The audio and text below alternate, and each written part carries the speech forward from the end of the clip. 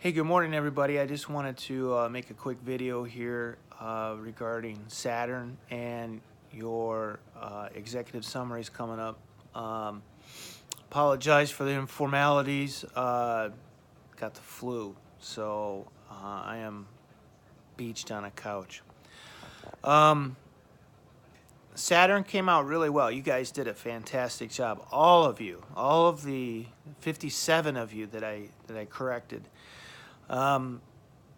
Saturn was a unique company, and I have a strong feeling that GM's going to bring something back here in the next couple of years that's um, similar to what they did. Saturn was a cult company that didn't make a lot of profit, but what they learned from it with the value chain and working with their suppliers was amazing. Some of the things that they brought north that were really important was the value of valuing their suppliers. Once we turned that corner in the early 90s and learned that if we exploited our suppliers too much, we're going to lose too much quality and control, things got a lot better. Saturn kept plugging along with their mode and their way of doing things with their suppliers, but GM up here kept exploiting them and reducing costs there in the early 90s. They had a cost down program at one point where they were requiring the suppliers to reduce prices by 7 to 10% each year consecutively, which just killed them. And they lost a lot of suppliers, and the quality went really to heck, right? So that once that era ended, they really then began to adopt the Saturn modality, and that was to partner and to become closer to their customers. That was huge for GM. It helped them significantly. The other, I think, salient point was that GM in their car lines now, they'll offer different packages and different programs with it.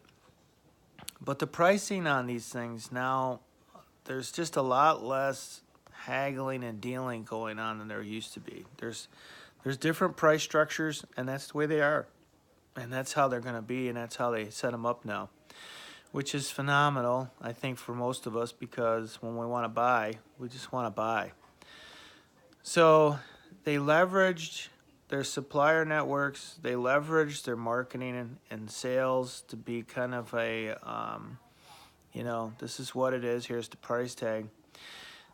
The other thing that they brought in was some manufacturing concepts, and that was cellular manufacturing, which towards the end of the 80s was becoming very popular, but still wasn't quite used a lot. And then all of a sudden, in the mid-90s, it became much more deployed throughout the plants. So the plants then would be set up so that you'd have one particular car line here, one here, one here. And you didn't have quite the assembly line that, Ford had developed and designed that everybody began to steal, back in the early 1900s. So cellular manufacturing still today is a big part of GM's operational scope, and it's what it does is you become much more efficient and effective when you get really good at doing one thing instead of multiple cars. So it used to be you'd have different cars coming down the line from Buicks to Chevys, right? At certain points, as Buick, Chevys, and Olds, they used to split them up by plants. Then they began to come down the same line together because they were built on the same base frame platforms. Well, that changed. Saturn changed that and proved that if they did it in a cell, so they had one cell per vehicle, not just per manufacturer type line, Chevy versus Olds or a Pontiac, you'd have it by vehicle. They got much more efficient, and they worked in teams. So this is some of the other things that they brought in was the team approach and the pay. The way that they were paying the workers up here, and they still do, is a little bit different. So Saturn taught them all that stuff. They brought it north. So a lot of you guys got great grades on that. Some of you guys fell a little bit short. I didn't knock the points around too bad. Here's what's happening though. So as we go into this executive summary, and we go into your final write-up here, your final case, the points become a little more difficult to win now that you're becoming good at what you've been doing. All right? So I want to make this note.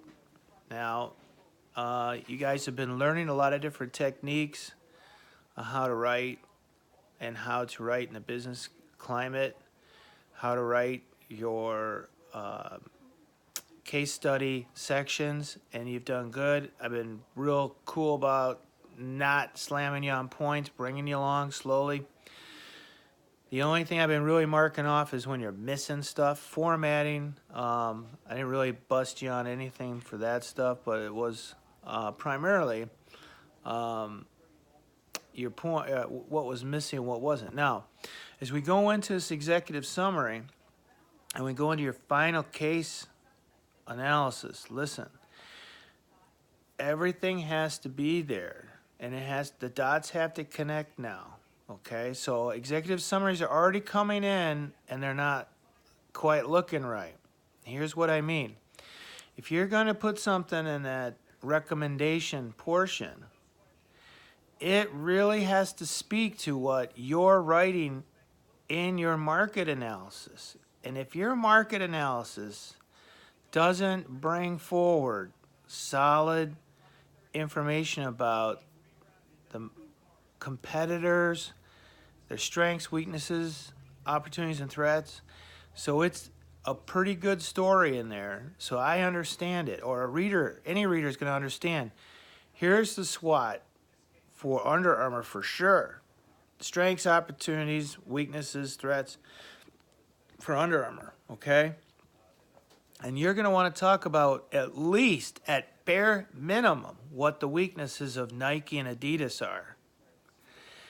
Because in your recommendation, you have to speak to what you just wrote there. And if there's not a good connection and a linkage between these two, you're gonna end up having points taken off. So I mean, it's just common sense. So somebody may say, "Well, Prof, you never told us this." Well, if you're writing something to your boss and you're telling them, "Hey, this is what the market is, and this is what I recommend," it's just common sense that you're going to recommend something based on what you just told them, right? So I see these recommendations going all over the place, but never speak to what you just wrote in your market analysis, or maybe even in your current situation. So the recommendation has to speak to these two sections, okay? Make sure that you connect these dots well. So just take the time to be fundamental. All right, this was a weakness of Adidas. Boom, boom, boom. Here's a weakness of Nike. Boom, boom, boom. Okay. Some of the weaknesses, for example, of Under Armour is the fact that they are not participating much in Asia.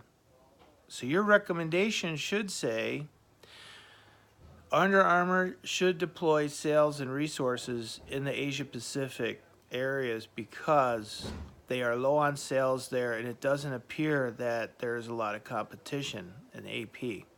Doesn't appear that there's a tremendous amount of competition in Europe, with the exception, obviously, of Adidas and Puma, right?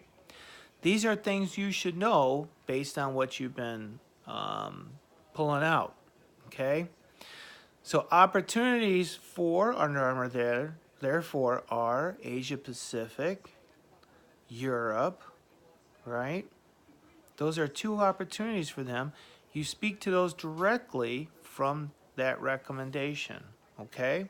So you got to write it in your market analysis as an opportunity, and then the recommendation, you have to say, I recommend they put some focus in those areas. Does that make sense? When we talk about products, there's another opportunity there for them. There's two. What are they? One is women's apparel and equipment, and two is going to be more hard equipment in the sporting industry. You'll have to figure out what that means, okay? There's opportunities you can speak to. So there, I just gave you at least 1/3 of what you could write up right there. So I hope you understand now.